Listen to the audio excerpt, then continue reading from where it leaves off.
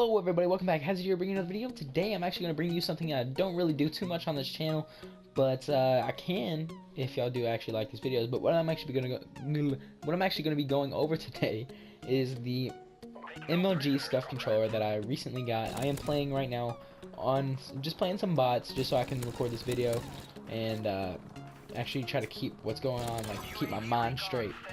But basically, so the reason for getting a Scuf, let's go over that first. Most people don't actually know what the reasoning is for getting the Scuf, and therefore they won't get it. So whenever I bought my Scuf, it was because like that's where I wanted to move forward to. Like the reason why people buy a Scuf is so that way they can pretty much eliminate moving their right thumbstick or moving the right thumb off the right thumbstick.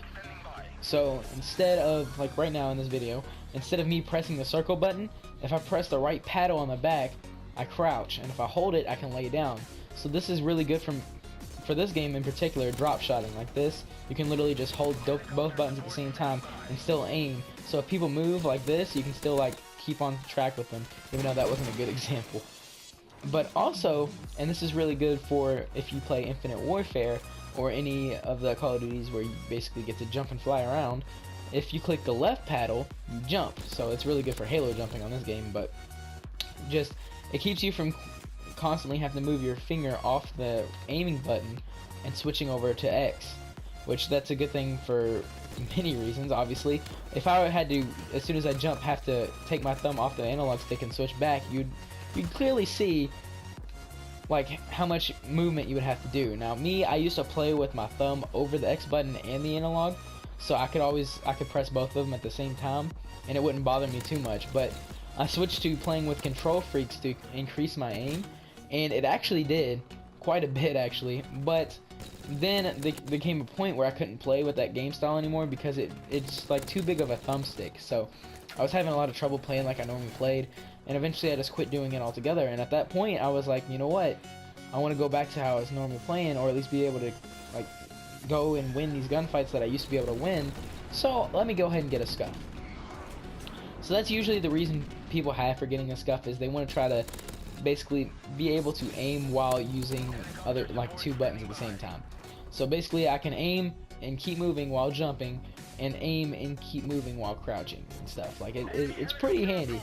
So it's definitely a good buy if you buy it for that reason.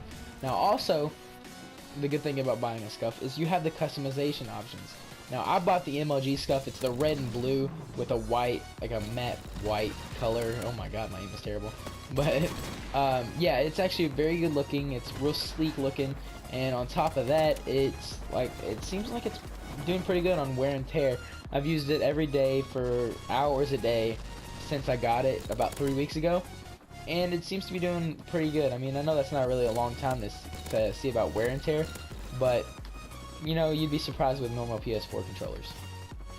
So on top of this, or to continue on, we have like how long does it take to get used to. Okay, now this one is a little iffy.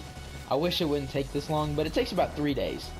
So, and I'm not talking about 3 days of like you logging on, playing a game, and getting off. No, you're gonna have to play pretty consistently. I'm talking like at least 3-hour days, like 3 hours consistent playtime. Or you can just get on and play with bots like I'm doing right now, just to try to get a better feel for it and get used to pressing the buttons. It's like adding 2 new buttons, or buttons, however you want to say it, onto a controller, and it can really mess you up sometimes.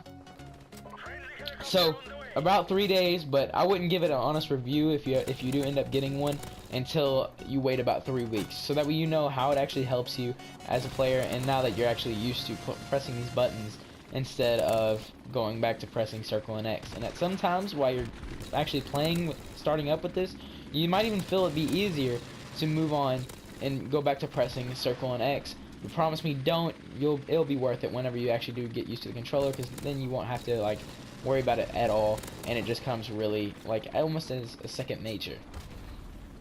Alright, now time for the big part. Do I recommend this, and is there ways around it, and basically what's the cheapest way to go? So, do I recommend this? Absolutely, yes I do. I've had it for 3 weeks, like I said, or maybe 4 now, but it's coming along great. I learned how to, I picked up on it pretty fast, but like I said, I didn't want to give an honest review on it until about 3 weeks in, because I wanted to make sure I actually liked the product before I actually go and give a review about it, or if like my own opinion on it, because I didn't want to say it was good and it not be good and just have that like buyer's remorse or anything like that. I wanted to give it my honest thought and opinions on everything, so I waited 3 weeks. Alright, so back to what I was talking about though. Is there a cheaper route? I mean, there probably is cheaper routes. Like, obviously, the way I used to play before Control Freaks, I could do the same thing. I couldn't jump, or I couldn't really drop shot all that well, which it's helped me a lot with drop shotting. But at the same time, I could do the jump and move at the same time, so it didn't affect me for games like Infinite Warfare or Advanced Warfare or anything like that. But that's just the way my playstyle was. If you play Claw, you don't need to get one usually, because Claw players already are used to being able to press those buttons at the same time. If you don't know what Claw play is, look up some videos. I'm sure there's plenty out there about playing with Claw. But yeah, so if you play like that, or if that's just how you like picked up to play, that's really good. You're probably gonna save a ton of money, and you don't really need one. But if you want one just for the customization, they have some really good jobs, like really good customization jobs, and you can get a controller for pretty much anything you want. So they're pretty nice for that. Now, if you do play Claw, usually they still have controllers, I believe, that would custom fit, but I'm not completely sure. That would make it to where it just looks really nice, basically custom fit any kind of play style. But me personally, I use the default play, I guess what you could say. I put my index fingers on the R1, L1, R2, L2 buttons. Like, I put it in the middle and just switch between the two. So I have my own variant basically of the default, but hey, that's just the way I learned how to play. Is there anything, like, would you pick it up to become a better player? Honestly, I think after playing with it, yes. There's a bunch of things that you can do that you could not do before, or if you did do them, it was a little bit harder to control, and this makes it so much easier. You're guaranteed to pick up more kills, especially when you get used to it. So one of the things that it become really, really easy, like I said earlier on in the video, is drop shotting. I can drop shot on the drop of a hat now, and keep on target pretty much 90% of the time, depending on if I'm flashbanged or something like that. But it definitely makes it a lot easier. You can see me drop shot back to back with having no trouble and pretty much staying on target. But the bad thing about drop shotting is, like you just seen, you turn slower. But I mean, other than that, like, drop shotting is so easy now. Like, you can just do it over and over again and stay on target. And if you get really good at it, people are going to start thinking that you have a drop shot mod or something like that. So yeah, it comes in a lot of handy, especially for drop shotting. And if you want to go in the competition, then it definitely helps out there too, because people are going to drop shot you. There's no doubt there, and any advantage you can get on somebody is going to be a plus. Jumping.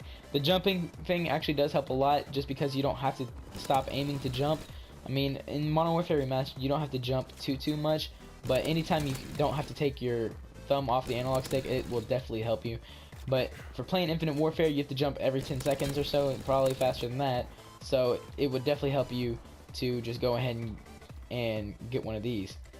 Now there is a different way that you can kind of get the same effect, and that's by switching to the tactical gameplay, which I never really like to switch around my like sticks and stuff like that. But if that's something you're into, you can switch it to where tactical is where, like, the stick that you aim with, if you click it down, you will, instead of knifing, you'll crouch or lay down. So if you hold it, you'll lay down, which, like I said, I've never gotten used to that, and I never really wanted to.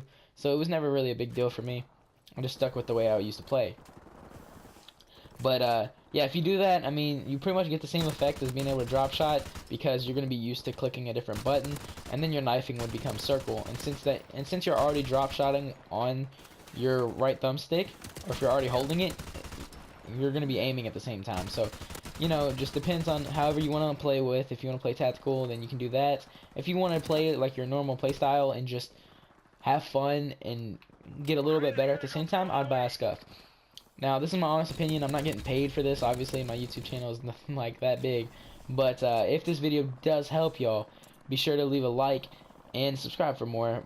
But hopefully this did help more than anything. I hope that before you make your $200 purchase, because they do not come cheap, you at least check out my video and hopefully this helped you made a decision about whether you would want to get one or not. And if you have still not made up your mind and you have a few questions, go ahead and put them in the comments below, and I'll be sure to help you, because I mean, I can tell you anything you need to know about them for real, because I've been playing with one for the past 4 weeks. So any questions or concerns you might have, go ahead and leave them in the comments. I'll take care of them for you. So thank you guys for watching. This has been Hazard. I'm out. I'll see you guys next time. Peace out.